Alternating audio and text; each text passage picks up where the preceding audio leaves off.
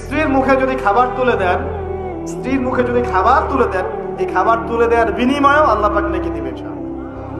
এমনকি স্ত্রীর দিকে যে নেক নজর বলি না, স্ত্রীর দিকে যে তাকাচ্ছেন, এই তাকানোর বিনিময়ে আপনার নেকি হবে ইনশাআল্লাহ।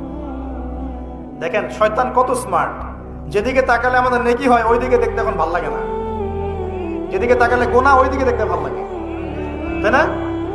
এই সব অবস্থা। এখন সমাজে একটা বড় ব্যাধির নাম হচ্ছে জেনা আর পরকিয়া।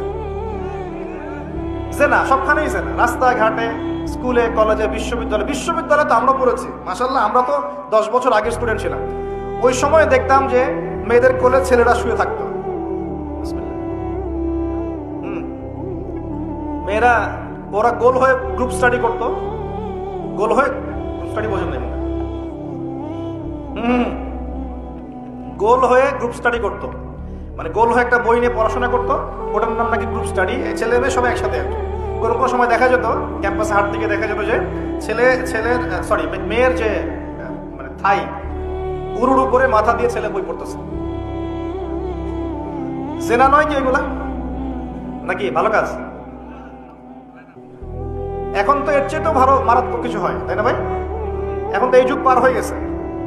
আগে চিঠি দেওয়ার যুগ ছিল, এখন চিঠি দেওয়ার যুগ টুক নেই, এখন একদম সরাসরি সব।